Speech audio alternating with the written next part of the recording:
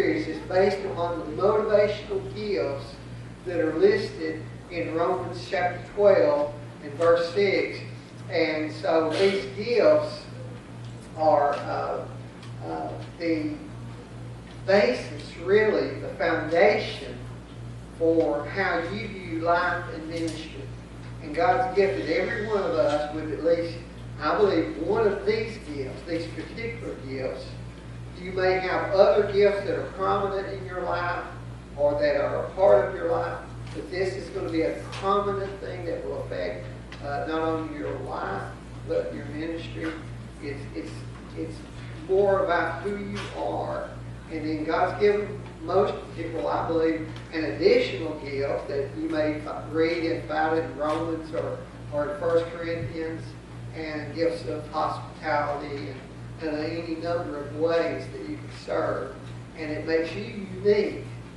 But these are general gifts, 7 of them that are given to the body of Christ.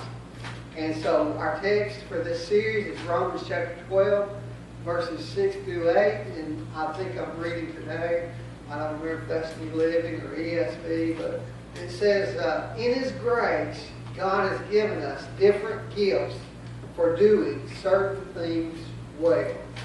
So if God has given you the ability to prophesy, speak out with as much faith as God has given you. If your gift is serving others, then serve them well. If you're a teacher, teach well. Those gifts we've already covered. If your gift is to encourage others, be encouraging. The gift of exhortation, that's my gift. That's the basis, really, from which I operate all the other gifts that God's given me. And so we're not covering that one today. We're going to do that one in a few weeks. If it is giving, give generously. We're talking about the gift of giving today. And it goes on. If God has given you the gift of leadership ability, we talked about that last week, I think it was. Take the responsibility seriously. And if you have the gift of showing kindness or mercy to others, do it gladly. So we still have today's message and 2 more messages, and then we'll have a concluding message from this series. And so today we're talking about the gift of giving. And so our kind of title screen says the gift of giving, and we look at Barnabas here in Acts chapter 4 and verse 36, at the end of 36 and verse 37 says that Barnabas, he's the son of encouragement. That's his gift. But he uses the practice of giving. He sold the field that belonged to him, and he dropped the money and he laid it at the apostles' feet. And so we see from this verse that you may have gifts that overlap, so to speak. In other words, if you have the gift of giving, it will overlap many times with the gift of service, the gift of prophecy, the gift of teaching, that they are together. But the gift of giving is unique as well. To the giver, his or her gift has to be done with simplicity. They're not looking for complicated. They want to make it simple. It's just giving what they have. Sincerity, generously, and cheerfully. That's how a gift looks at their motivational gift. And so all gifts should be used, but one gift is predominant. One of the greatest exhibitions of giving is not used by an individual in the church, but it is used by a church as a whole. And it's the Macedonian church that Paul addressed in the book of 2 Corinthians chapter 8. He talked about the Macedonians, and it says that in severe test of affliction, their abundance of joy and their extreme poverty have overflowed in a wealth of generosity on their part. Now what he's saying is, these folks did not have anything to give. They had their own trials. They were in desperate situations. They were in extreme poverty. But from that extreme poverty, it overflowed in the abundance of the joy of giving. They gave generously. It goes on to say, and we'll reference this again later in the next few verses, that they first gave themselves to the Lord and then to the Lord's work. And so this phrase here talks about being the extreme poverty has overflowed. Is in the original language, it's a phrase that refers to a fisherman. Now, any fisherman in the house today, anybody ever get out in a boat and you fish on the lake? No. Nobody here has ever fished, right? Yeah, I do better than that. Yeah, some of you like that. You've been out on a boat, you fish. On the boat, a lot of times today, we have what's called a depth finder. In other words, it determines the depth of the water and how far down the fish are, how shallow the water is, and where the fish are at. Most of them we have today are electronic. But in this day and time, they had a depth finder, and Paul uses the phrase to refer to their extreme poverty, and it is rock bottom giving. And what he's saying is, when in that day and time, they would tie rocks onto a rope, and they would let the rope out, and ever how many feet of rope went off, that's where the bottom was. And what he's saying is that these folks had hit rock bottom, and yet in the rock bottom of extreme poverty, they found an abundance of giving. They found a way to give when they had nothing to give. And it gave them great joy. And you know, that's the way it is when you are a giver. You get great joy out of giving, even though you might have very little to give. And so we learn right away here that giving, the gift of giving, has nothing to do with plenty. It has absolutely nothing to do with plenty. But it has to do with the attitude of our heart. And so our definition for a giver here today, someone who has the gift of giving, has, now let me make sure I say this again. Everyone should be a giver. We can all take a part in that. We all should be active in the gift of evangelism, giving a way of faith and sharing our faith with others. But some people have a unique gift of evangelism. Some people have a unique gift of giving. So the definition is the ability to earn and manage money so that it can be given generously to contribute material resources beyond the 10% time to support church ministries. Now, there's some questions that will come up from this definition, and I hope to answer those as we get through the message. One of the ones that's going to come out is that does your giving have to be a tithe? Does your giving have to be related to church ministries? And so I'm going to answer those two questions as we get through our message today. And so our biblical example of someone with the gift of giving, remember I said Barnabas had the gift of encouragement. That's what they called him. He just happened to be a giver in connection with his gift of encouragement. But our person in the Bible who best exhibits the gift of giving is none other than Matthew, a tax collector, who was hated because of the way he used people and money working for the Roman government. And the Jewish people didn't like it. because they were known to be, as a tax collector, exorbitant. They charged excessive amounts. So he was selfish in his natural tendencies. But when he became a Christian, he was a disciple of the Lord, a follower of the Lord, later an apostle in the early church.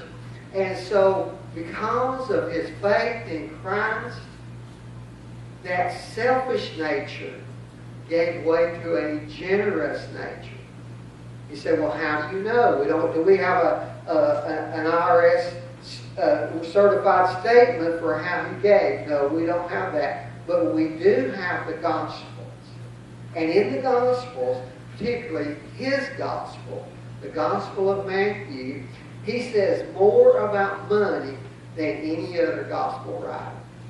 He records more of Jesus' teachings about money than any other Gospel writer. And so from that we can glean the fact that this guy had attention to money. Good or bad. But in this case, good. And so let me jump right into some of these traits. And some of you will recognize yourself in some of these.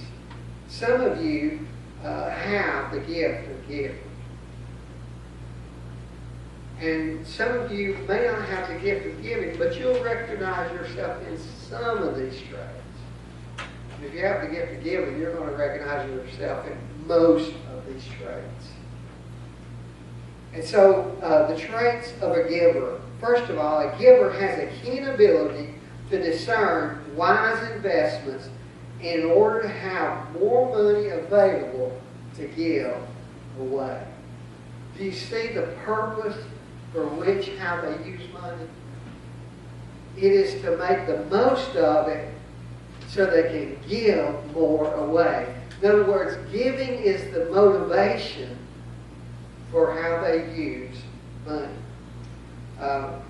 So we see Matthew chapter 6. Matthew records Jesus' words in verse 19. You'll recognize them.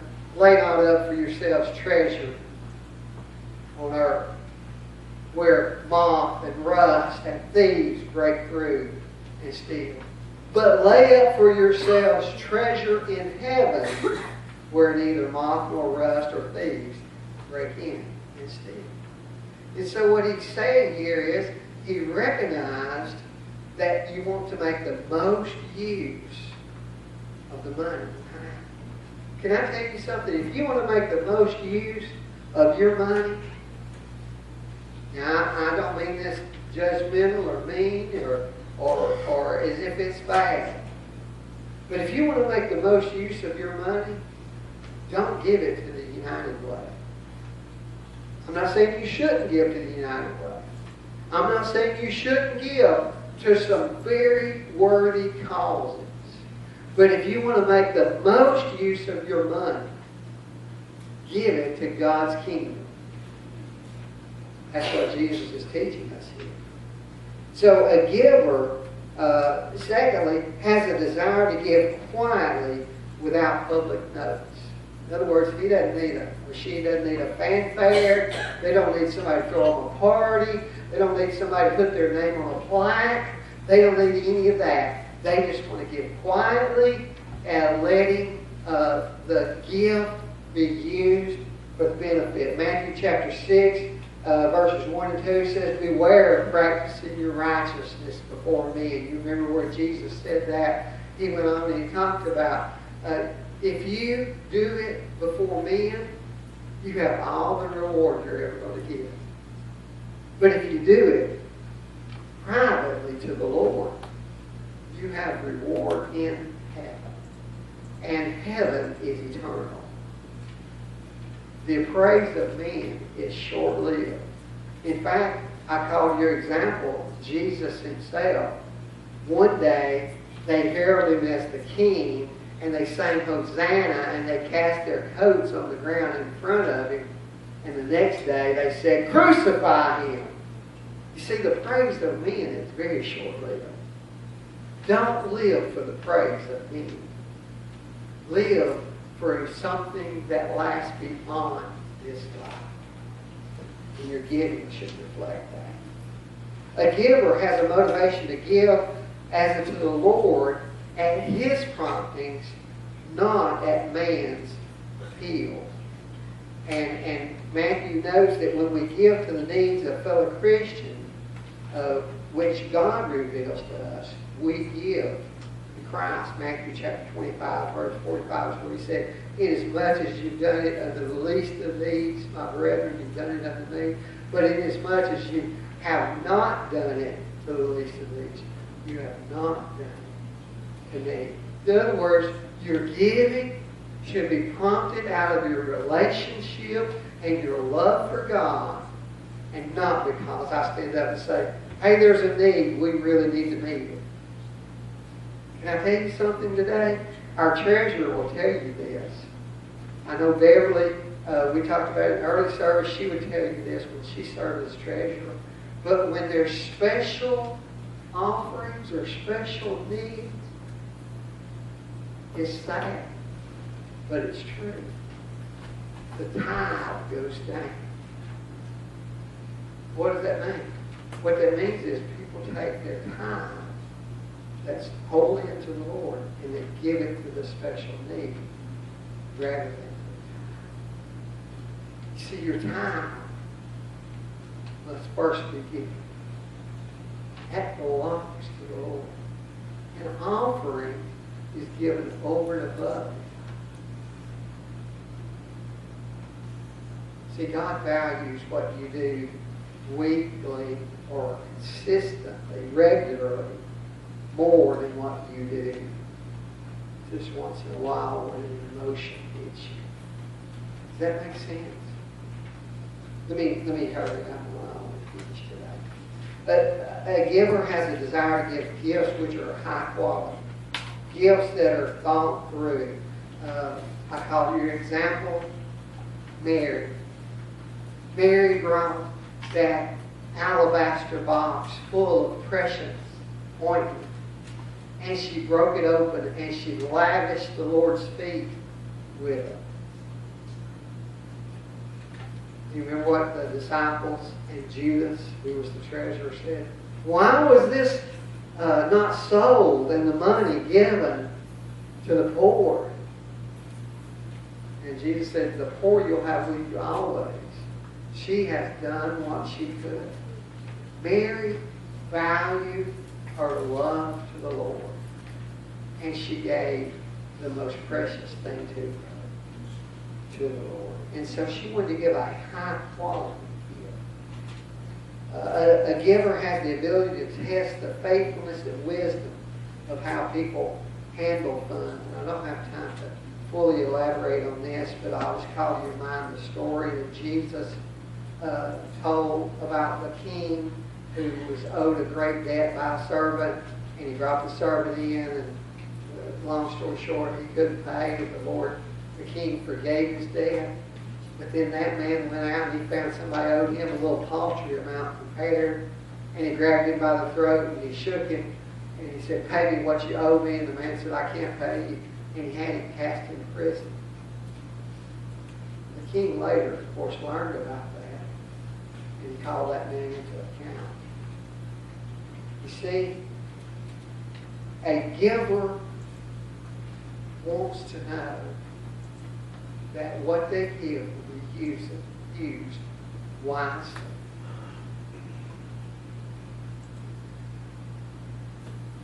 A person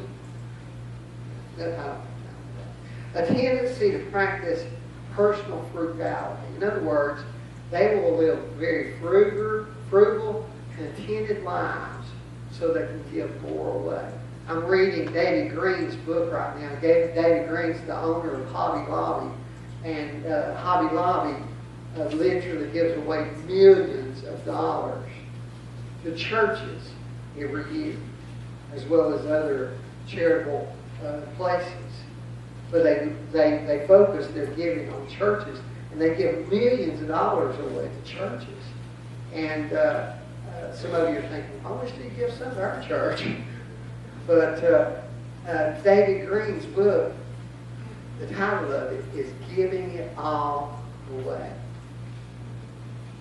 It's a great read. You can pick it up for about $10 at Hobby Lobby. I encourage you to read it. But to make the most of your giving, to be able to give more to the Lord's work and to others. Next, alertness to see what other people do with their money. Remember Jesus? When the widow was in the temple, she gave the smallest amount. It's called a mite. And Jesus said she's given more than all. Why? Because she gave all that she had rather than giving an amount out of what she had. And I made a note there that special offering days are a killer to givers because they can't understand a lack of response. You see, a giver knows how much they give. And when they hear how much was given, it bothers them because not everybody gave. And everybody didn't respond. And so that's just a side note. An ability to see financial needs which others tend to overlook. Barnabas, he saw the need in the early church. These people needed money. They were starving. They had no place to live. They needed shelter. They needed clothing. And he sold that land. And he gave it to the church. Put it at the apostles' feet. You say, well, why didn't he just give it to them? I'll answer that question in a minute. Leave that thing on a minute. A giver has a desire to use giving as a way to motivate others to give. 1 Chronicles chapter 29, David talked about all that he laid aside to give to build the house of God, the temple. And then he asked the people to give willingly. He used what he had in order to motivate others to give. Givers, even though they don't want any fanfare, any notice of what they're giving, they can and do sometimes use what they have to get others to give. And then I've got to give you some scripture there. And then a giver has true joy when they can meet another person's prayer need. When they know somebody's praying about being able to get through or they've got a special need, a giver loves to be the answer to someone else's prayer. Let me give you quickly some temptations of a giver. This is some ways that a giver can be tempted that can cause difficulty in their life. Number one is giving too sparingly to their own family.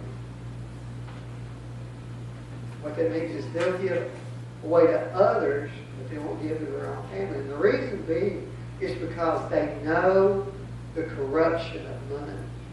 And they want to make sure that that doesn't happen to those people who are closest to them. And so sometimes they can be thought of as too frugal, too tight, too spendthrift. Too thrifty.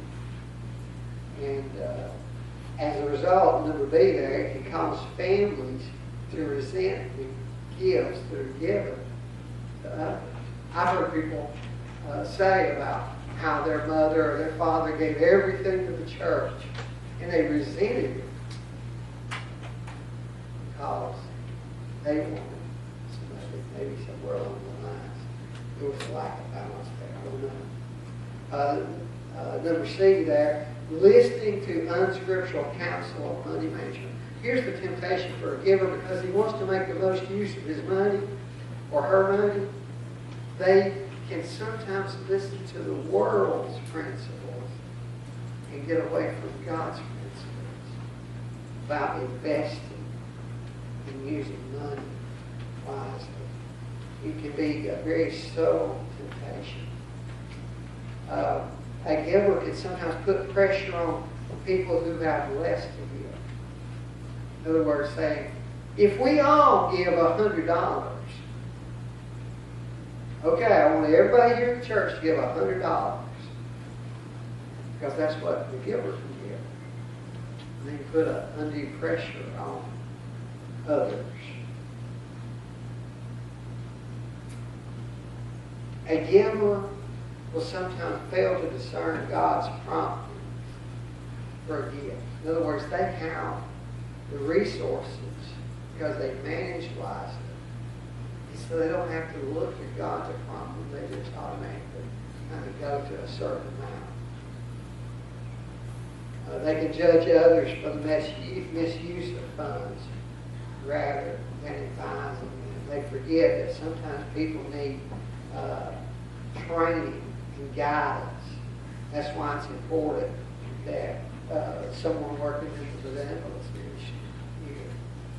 We've got a couple of guys who are really good, who have taught classes here at the church, and we'll probably do that again in the near future. Teach a class on money management, some practicalities, some biblical ideas of what the Bible has to say to help people to be better managers, and hopefully better givers. Because a good manager of God's resources is a good giver of God's resources. They can control people, the churches. We've all heard stories about somebody said, well, I'll just take my money out of the church. I don't know what anybody gives. Your money doesn't tempt me whatsoever to make sure you get your way.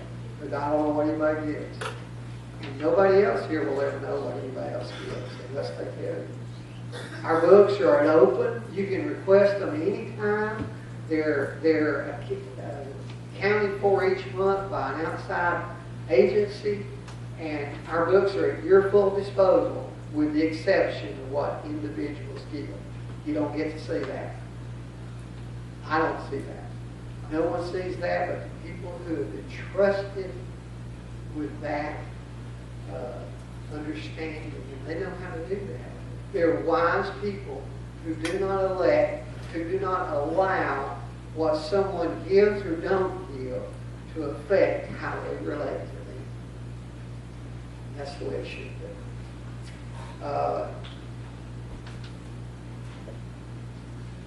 You can corrupt people by giving too much. We've all seen that happen. Give them more than they can handle. Somebody said God will only give you what He can trust you with. And so maybe God can't trust you with a lot. I say, oh me. Investing in projects which do not benefit the lives of people. Wanting to see a building or something erected for themselves rather than for the purpose of God's kingdom and the rich people. Let me give you quickly here a threat to the giver. The threat is that the giver will walk in the flesh and not in the spirit. Romans chapter 8, verse 5, I've given you this verse each week. It's not, our overhead went out a moment ago, so it's not on it. But Romans chapter 8, verse 5, and this is my paraphrase, my translation. He that walks in the Spirit is controlled by the Spirit and gets spiritual results. But the one who is controlled by the flesh gets fleshly results. And I know you want to have spiritual results. I know you don't want to walk in the flesh. And so here's some contrast between the flesh and the Spirit. The person who walks in the Spirit is thrifty. But the person who walks in the flesh can be extravagant at times. And then not so at other times. The person who walks in the Spirit is resourceful. But a person who walks in the flesh is wasteful. The person who walks in the Spirit is contented. But a person who walks in the flesh, they're always wanting what somebody else has. I'd like to have their property. I'd like to have their house. I wish I had their car. If I had their money, if you had their money, you wouldn't have it long. That's how they got their money. They were wise. And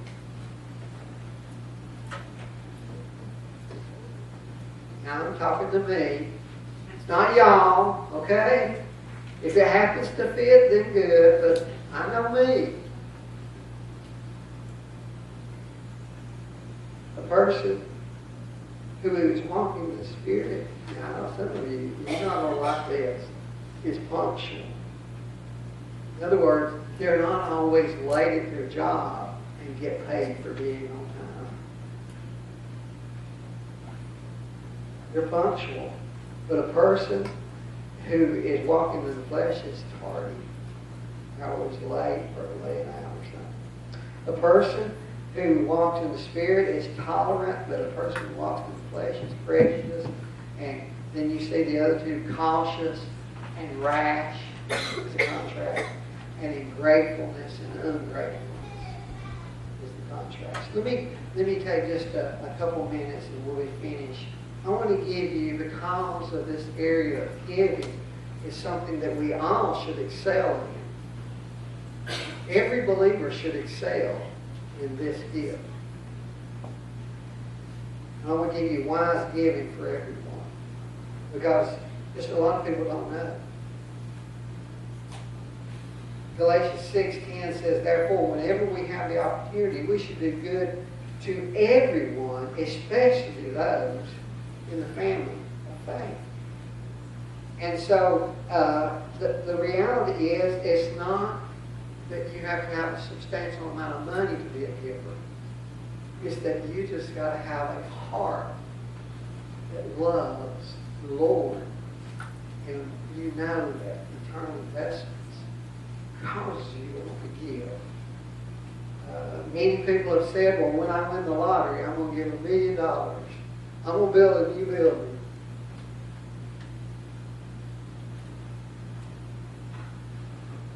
This is not a comment on the lottery. I'm just saying that's what people say. But if you're not a giver, and again, I don't know, if you're not a giver of $10 out of the 100 you make, you'll never give 100,000 out of $1 million, or $1 million out of 100 million. You're fooling yourself. Because giving is not about an exorbitant amount.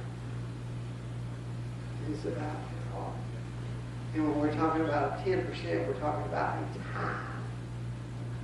And that brings me to 3 types of giving in the Bible that I want to share with you, just for information, because some people don't know. There's 3 types of giving in the Bible. Now, the first thing God calls for is a tithe. That is 10% of how God has blessed you during whatever period of time. It is a tithe. If you make $100 a week, $5 is not a tithe. You've given a fifth. A tithe, by definition, is 10%. And it is, and I say this carefully and lovingly, to those who want to be a tither and maybe they just don't practice it. But a tithe is an issue of your heart, giving a portion that God requires of your resources back to Him, while recognizing that everything belongs to Him. And God gave a strong and still condemnation to the nation of Israel in Malachi chapter 3, where He basically says, well, a man robbed God. And they said, well, how have we robbed you? And God said, in tithes and offerings.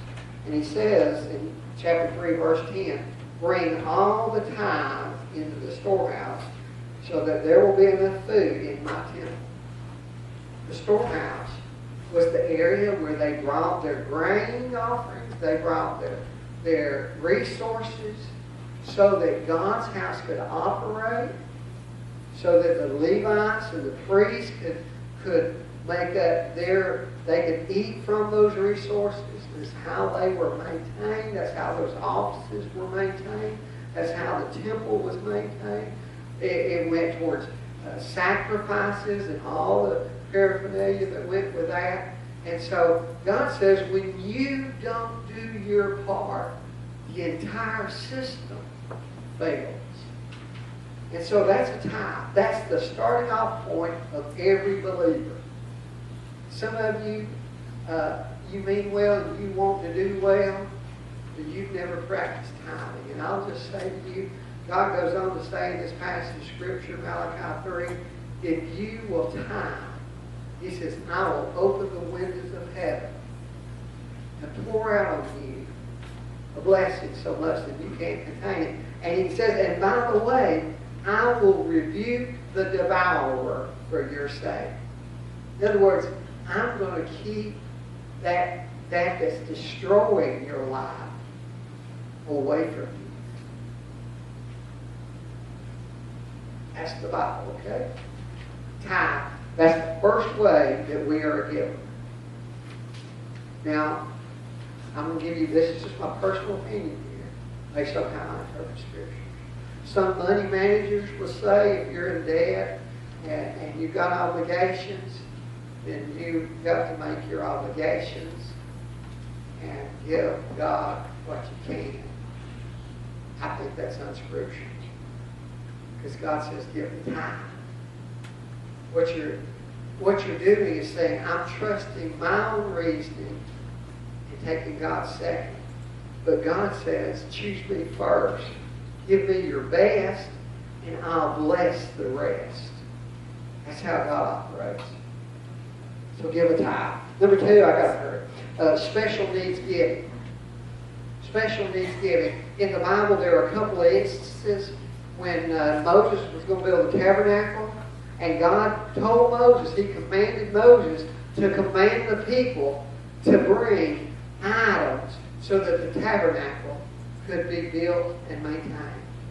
Again, we read it, and by the way, Moses was amazed that these people gave with generous hearts in Exodus chapter 35.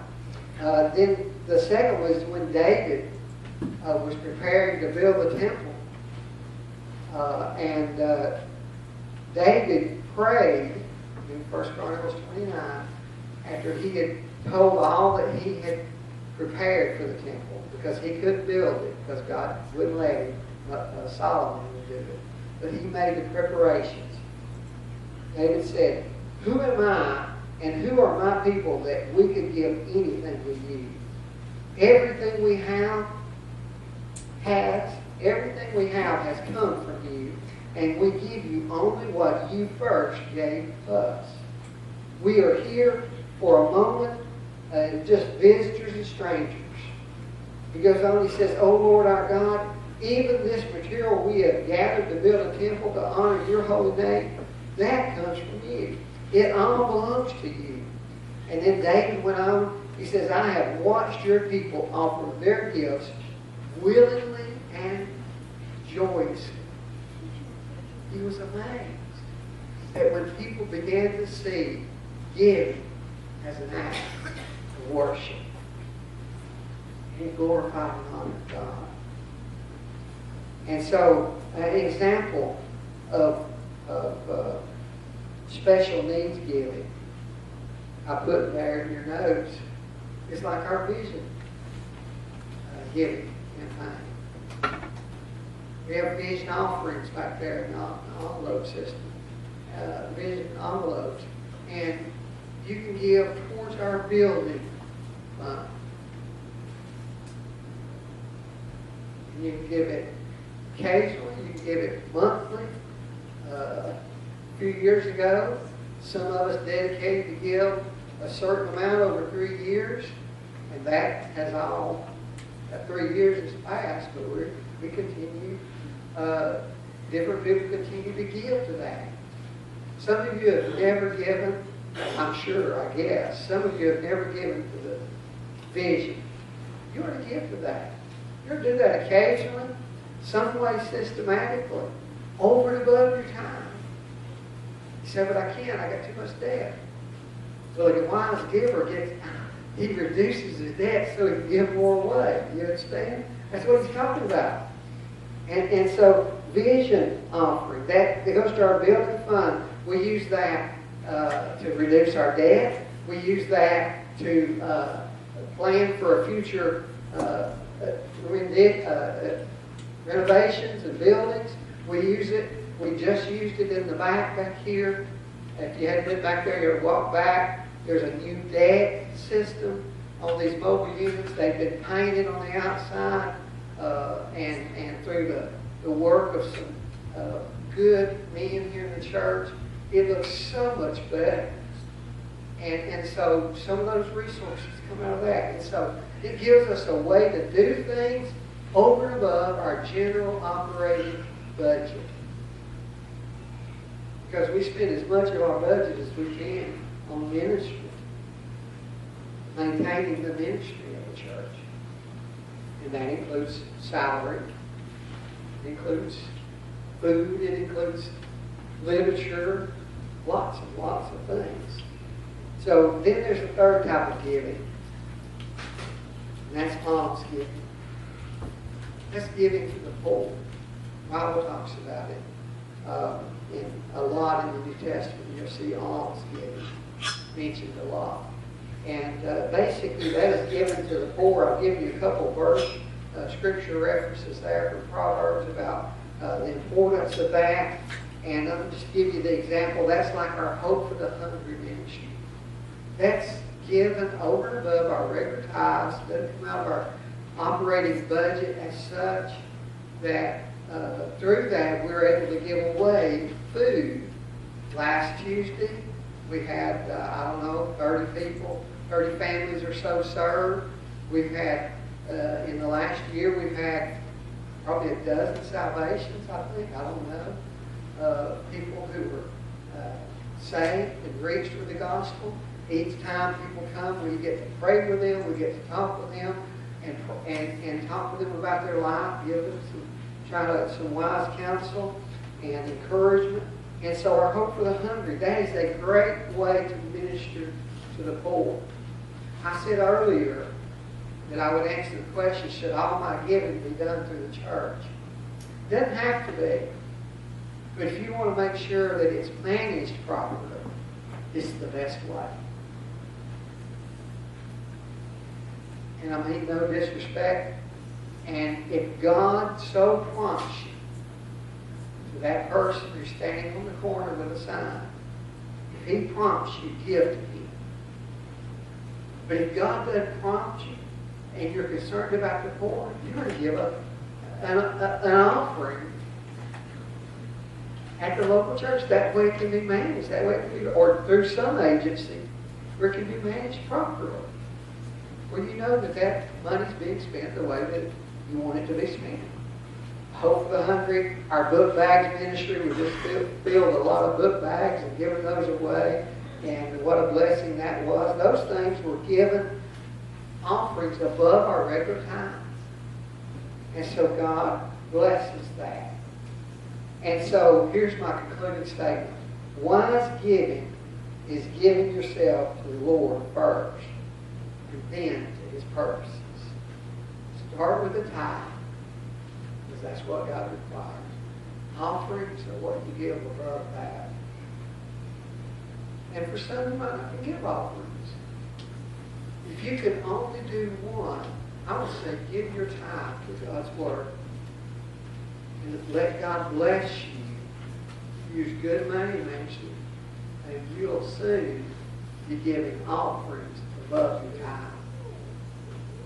Did you know that J.C. Penney, when he started the company, he started by being a tither, giving 10% to the Lord's Word. And before he died, he was giving 90% to the Lord's Word. David Green, Hobby Lobby, there's no telling what they're giving to the Lord's work. He probably doesn't even draw an income now. But God's blessed their business so much. Rick Warren at Saddleback Church, when he wrote Purpose Driven Life a few years ago, it was such a huge bestseller. It's still selling today in various forms. That he doesn't draw a salary from the church, and that money that comes in off of royalties from that book continue to fund ministries. And yet he doesn't have a personal income. You see what God can do when you commit yourself to being a giver? Well, 2 Corinthians 8:5 references earlier says, and they first gave themselves to the Lord, and then to us by the will of God, Paul said.